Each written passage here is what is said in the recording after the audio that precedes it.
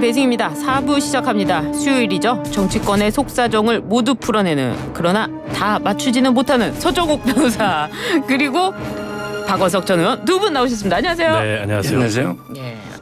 지난번 내기로 인해 가지고 서정욱 변호사님께서 다 틀렸다 이런 평가를 받고 계신데요. 이번에는 좀 맞춰주시길 바랍니다. 네. 알겠습니다. 김동연 경기도지사가 컵라면을 끓여온 비서관을 훈계하는 내용의 동영상 보셨습니까? 봤습니다. 김동연 뭐 이런저런 말들이 좀 있던데요. 내용이 이런 거더라고요. 그러니까 이제 네. 비서실에 있는 여성 직원이 네. 도지사가 식사를 걸렀다는 걸 알고 예. 컵라면을 끓여갖고 온 건데 오히려 김동연 지사가 화를 내면서 왜 하네요? 아니 당신은 이거 하려고 온 사람들이 아니다. 네. 우리 비서실만 해서라도 이 문화를 좀 바꾸자. 나 이런 거 원하지 않는다. 근데 그래서- 그게 이제 연출된 장면 아니냐. 왜냐하면 멀리서 우연히 카메라에 찍힌 게 아니고 너무 대놓고 찍혔어요. 그걸 가지고서 아니 뭐 도지사가 자기를 홍보할 수도 있는데 네. 이렇게까지 자기적으로 홍보를 해야 되냐 이런 지적이 있는데 그냥 자기적이라고 보세요. 자기적이라고 보세요. 아니, 조금 자기적이긴 해요. 근데 그래요? 저는 예. 뭐 약간 애교로 그냥 받아들일 애교로? 수 있는 수준이다 이렇게 봅니다. 다음 그 정도 홍보는 할 수 있다 정치인이기 다음 때문에. 행보를 정치적 행보를 위한 다만 이제 그 예. 김동연 지사가 이렇게 유리천장에 갇혀서 여성들이 경제활동장에 나와서 예. 제대로 된 역량을 발휘하지 못하는 그런 본인의 문제의식을 도정해서 정책적으로 어떻게 펼치느냐 이런 게 예. 중요할 것 같아요. 그래요. 라면 제가 보기 이번에 맞춰보면 이거 진짜 이게 스스로 만든 네. 위선적이고 저는 상당히 그 관심 끌기 위한 네. 자작극 네. 스스로 이게 모든 게 연출하고 저는 만든 걸로 봐요. 그래요. 그 라면 근데 그 라면을 먹었습니까?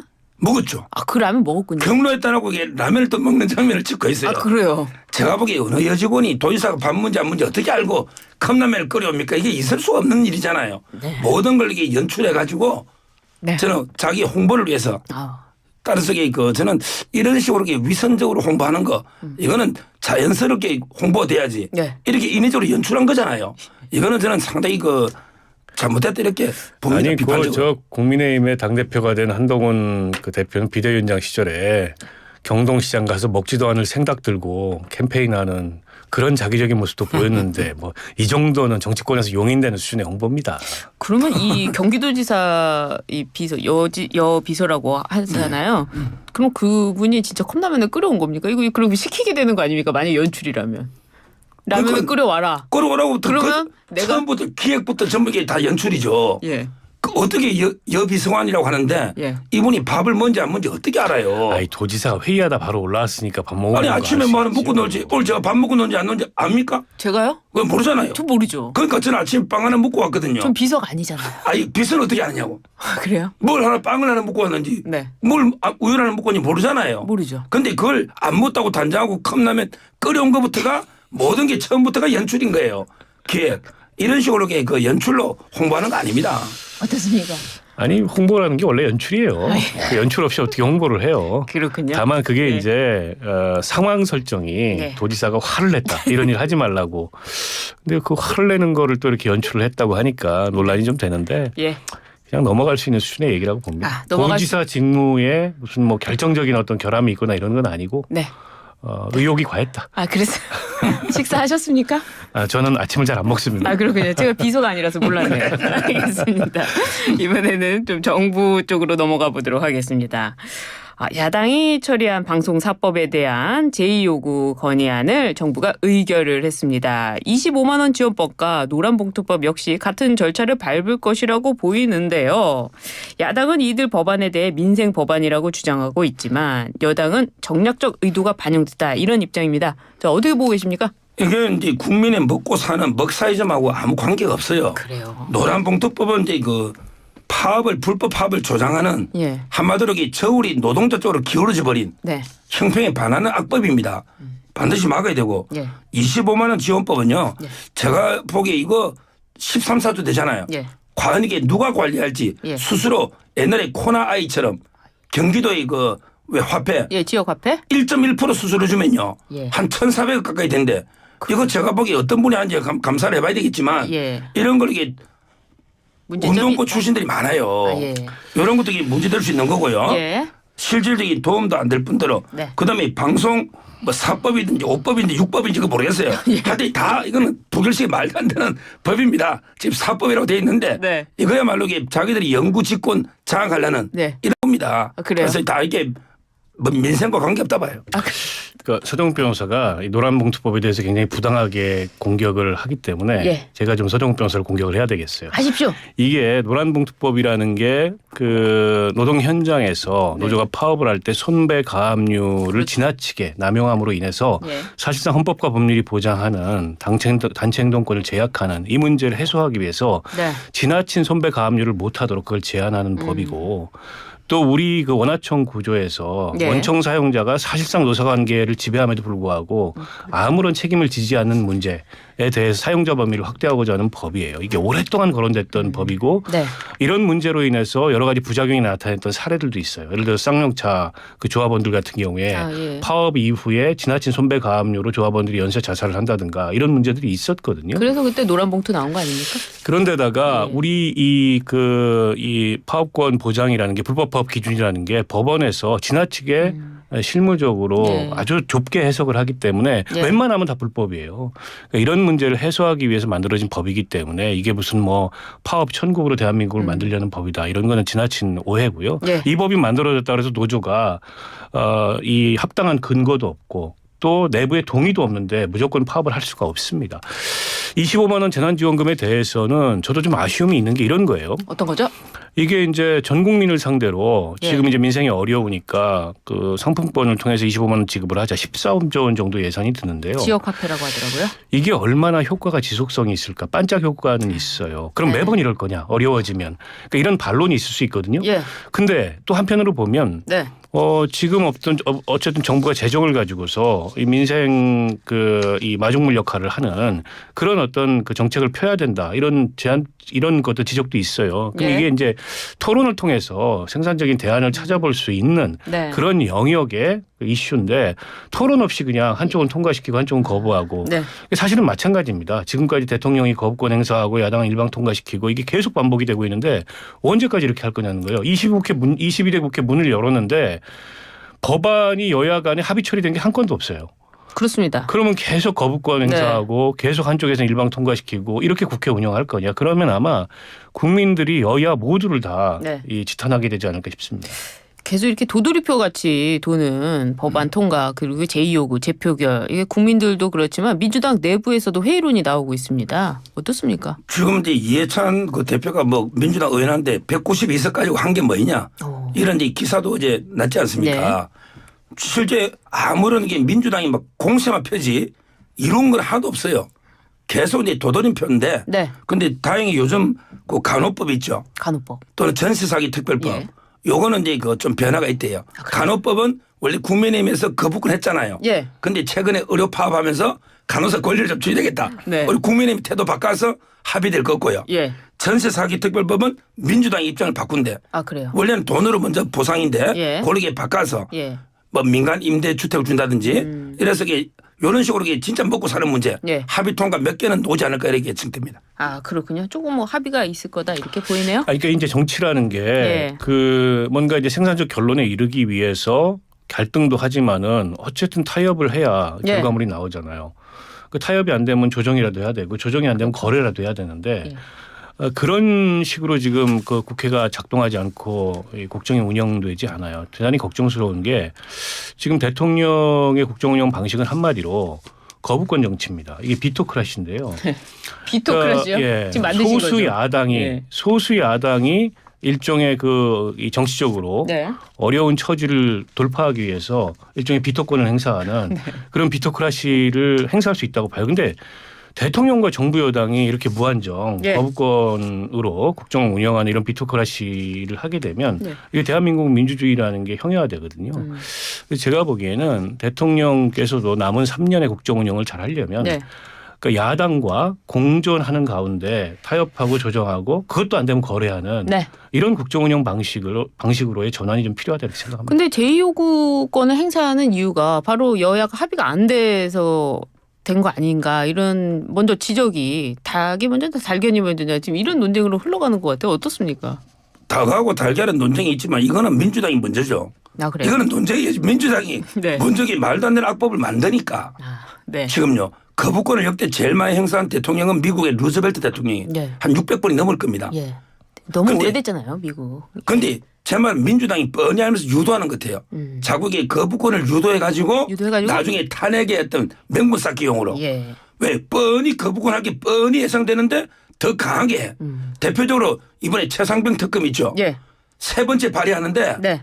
더 강하게 김건희 여사도 수사대상에 포함시키자. 아, 여기에요. 이게 뭡니까? 김건희 여사 있잖아요. 이종호 씨하고 뭐 예. 그것도 이게 포함시키자는 거예요. 그리고 이제 제3자 추천은 못 받아. 왜? 조희대 대법원장과 김영훈 변협회장 예. 이런 분들은 이제 보수거든요. 예. 그러니까 아마 제가 보기에 예. 제3자 추천은 못 받고 예. 오히려 내용은 더 강경해지면 예. 그럼 국민의힘은 더 뭉쳐가지고 부결시킬 수밖에 없잖아. 예. 대통령 거부권 안 할 수 없잖아요. 예. 이런 식이에요. 더 센 특검을 또 발의한다는 거예요. 그러니까 이게 근원적인 이 차이가 있는 건데 특검을 통해서라도 최혜병 이 사건의 진상 규명을 해야 된다라는데 많은 국민들이 공감하고 동의하고 있어요. 왜냐하면 예. 공수처가 아직도 수사 결과를 안 내놓고 있고 경북경찰청의 수사 결과를 보면 현장 책임자들 제외한 실질적인 지휘 책임자들은 다 일종의 면죄부를 주는 수사 결과를 내놨어. 이러니까 특검이 아니고서 이거 해결이 안 된다.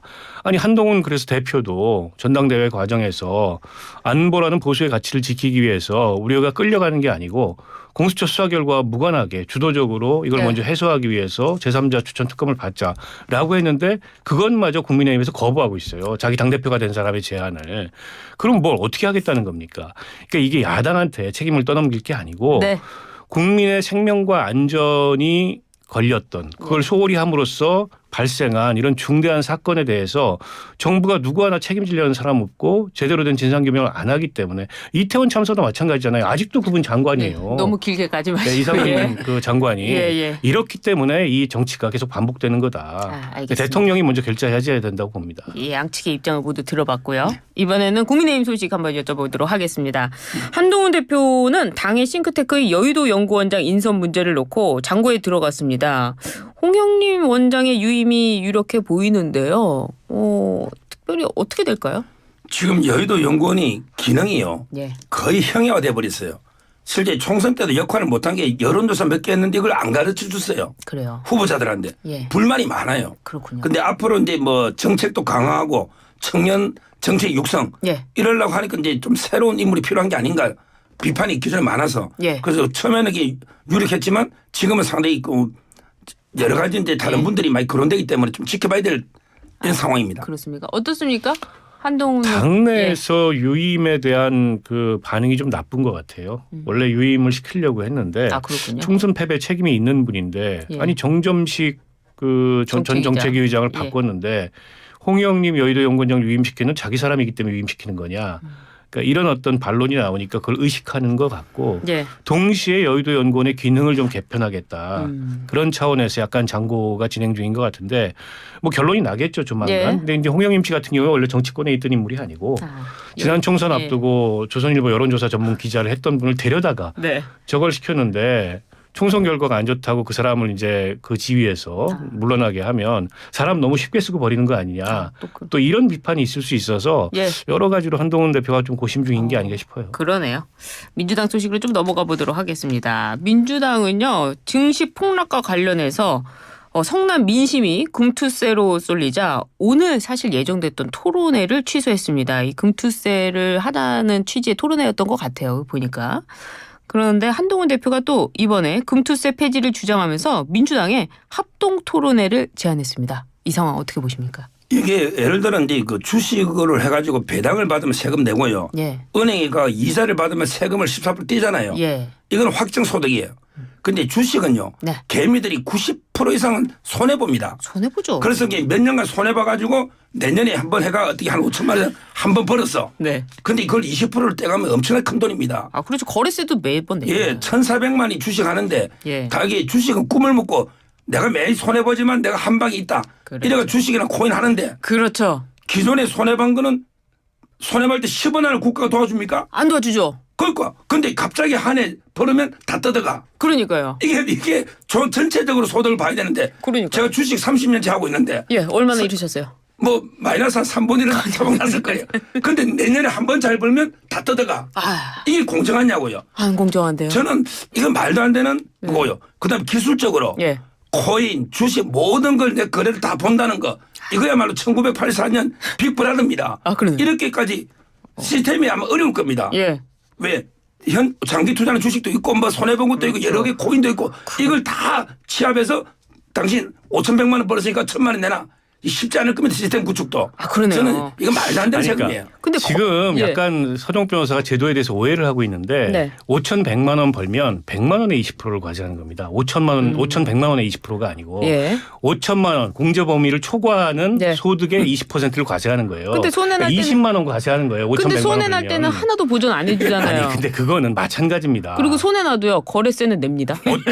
대한민국의 어떤 제도도 개인 책임화의 투자에 대해서 그 손실이 난다 그래서 정부가 보상해 주는 건 없고 그러나 거기서 이제 소득이 발생했을 때 과세하는 제도는 이미 있어 온 제도이기 때문에 새삼스러운 제도가 아니고 예. 이걸 최근에 증시 폭락 사태와 맞물려서 예. 그 자꾸 이 제도의 폐지의 필요성을 거론하는데 이게 인과관계를 뒤바꾸면 안 돼요. 이 제도 때문에 증시 폭락 사태가 온 게 아니고 그건 이제 그렇긴 미국발 하지만. 뭐 네. 기술 기업들의 부진이나 이런 것 때문에 온 건데 말씀 잘하셔야 돼요. 공교롭게 예. 지금 이제 이 주식시장이 여러 가지 불안정하고 예. 동요하니까 예. 개미 투자자들이 이 문제에 대해 총구를 돌리는 듯한 모습을 보이고 있는데요. 보세요. 2020년도에 이 제도가 만들어졌는데 그때 여야가 합의 처리했어요. 그다음에 2023년 시행을 앞두고 유예한 것도 합의 처리했어요. 네. 민주당이 일방 처리한 게 아닙니다. 그리고 추경호 지금 원내대표가 기재부 장관 시절에 국회의원 시절에 이거 앞장서서 추진했습니다. 이거 하고 거래세 폐지하자. 그리고 실제로 예. 거래세를 완화하는 걸로 디자인이 돼 있습니다. 네. 때문에 전체 주식 투자자의 세부담은 오히려 완화된다. 다만 1% 정도의 상위 주식 투자자들이 이로 인해서 세부담이 늘어날 가능성이 있는데 저는 그거는 어떻게 보면 소득이 있는 곳에 세금이 있다는 원칙에 비추어 봤을 때 크게 무리한 수준이 아니기 때문에 일단 시행하고 문제가 생기면 보완을 해야지 또 유예한다 폐지한다 그거는 제도를 도입한 취지를 무력화시키는 거죠. 제가 왜 말씀을 드렸냐면 지금 진성준 정책위 의장 있잖아요. 개인 블로그에 투자자들이 가서 금투세를 왜 하느냐 막 항의를 해서 저는 국회 제1당의 정책위장이 아니잖아요. 괜찮습니다. 알겠습니다. 괜찮군요. 박원석 전 의원의 말씀이셨습니다. 어떻습니까, 서정? 근데 그 세금은 상위 1%가 내는 건 맞지만 예. 주식은 꿈을 먹고 투자를 하는 거예요. 나도 여기 가서 한 1, 2억 뭐 1억 천금 이런 사다리가 없잖아요. 우리나라. 없잖아요. 우리나라 사회에서 돈을 벌어 상류층이 어떻게 갑니까? 못 가죠. 은행이면 나라가 이자 수입으로 안 되잖아요. 옛날 같지 않죠? 근데 저 말은 이렇게 세금을 해나면 네. 저는 반드시 그렇죠. 투자자들이 떠납니다. 주식시장을 떠납니다. 미국으로 왜냐하면 이게 세금이 이렇게 많이 노는데 예. 어떻게 투자를 합니까? 따라서 이게 1,400만 원한테 다 영향을 주는 거죠. 예. 실제 세금 내는 비율하고 다르다. 그리고 이게 전체적인 소득을 봐야지. 주식화가 대부분 손해를 봤는데 1년 잘했다고 다 떠들어간다. 이게 공정하냐고요. 그게 약간 집값이랑 비슷한 것 같아요. 부동산 값이 올랐다고 해가지고 세금을 더 거두면 부동산 값이 떨어지면 그동안에 냈던 세금 그게 다 종부세가 나갑니까? 미실현 소득이라는 거 아닙니까? 예. 주식도 몇십 년 하다 보면 네. 딸 때도 있고 잃을 때도 있잖아요. 잃을 때는 10원도 안 준다니까. 안 줘요. 딸 때면 다 뜯어가요. 10원도 안 주는 게 아니고요. 또 거래세는 거래세도 뜯어가. 그러니까요. 이게 이중적인 거죠. 세금을 뜯어간다고 표현하면 안 되고요. 그러면 이제 국가가 유지가 안 돼요. 세금을 뜯어간다고 표현하면 근로소득세도 그러면 내가 근로해가지고 돈 근데- 번 건데 왜 뜯어가냐 근데 많은 이런 식의 분들이- 반론을 할 수가 있죠. 많은 분들이 느낌에 세금을 뜯어간다 이렇게 생각을 하시잖아요. 아니, 그 지금 인식이 저는 잘못됐다고 생각해요. 그럼 세금 얼마나 내십니까? 아니 저는 세금 꼬박꼬박 다 냅니다. 주식 제가 버는 잃어보셨어요? 모든 세금에 전 주식 투자를 안 합니다. 이러니까 이런 말씀을 하시죠. 아니, 그래서 그런 말을 지금 하는 게 아니에요. 라디오를 이게 듣고 계신 청취자분들이 굉장히- 울분을 토하고 있어요. 굉장히 오랫동안 논의됐던 제도라는 점을 감안하셔야 되고요. 여야가 합의 처리하는 법안인데 한번 유예했어요. 2025년 1월에 시행 예정인데 이걸 또 유예한다 그러면 제도 폐지로 가는 거예요. 그래서 저는 시행하고 문제점 있으면 보완하자. 예를 들어서 5년 단위로 네. 이 손실과 이익을 감안해 가지고 평균 내서 할 수도 있잖아요. 과세를. 그런 방식으로 제도를 변형할 수는 있겠지만 이걸 뭐 폐지하자. 시행도 해보기 전에 또 유예하자. 이건 말이 안 되죠. 주식 그럼 제도를 왜 만듭니까? 주식 투자 한번 해보시고 또 이제 다음에 한번 이 질문을 해보도록 짧게 하겠습니다. 한마디 못해. 이건 진짜 하세요. 보세요. 네. 예를 들어 이제 세금 거둘 때 징수 비용과 예. 효과가 있는데 이거 다 거다봤자 1조 정도 된대요. 네. 그런데 이거 구축하려면요. 정부사 이거 어떻게 구축합니까? 코인하고 모든 투자를 다 합치는 거예요. 저는 비용이 더 든다는 거예요. 알겠습니다. 이번에 넘어가도록 하겠습니다. 광복절 특사에 김경수 전 경남도지사의 복권 여부에 관심이 쏠리고 있습니다. 법무부는 뭐 아니라고 하는데요. 정치권에서는 꾸준히 얘기가 되고 있습니다. 먼저 얘기 들어볼게요. 저는 개인적으로 김경수 복권 여부에 관심이 없어요. 관심이 쏠린다는데 저는 관심이 없어요. 왜 이분이 된다 해서 이게 과연 이재명 대표의 이제 이게 야권을 분열시키자. 친문하고 네. 친명 이런 의도인데 김경수 지사가 그 정도 급이 될까요? 저는 안 된다 봐요. 뭐 하든 말든 저는 개인적으로 드루킹 반성도 안 하고 있잖아요. 개인적으로 반대인데 네. 뭐 개인적인 관심은 없습니다. 관심 없으시다고 네. 하셨는데 그러니까 어떻습니까? 특별 사면은 됐는데 복권이 안 돼가지고 예.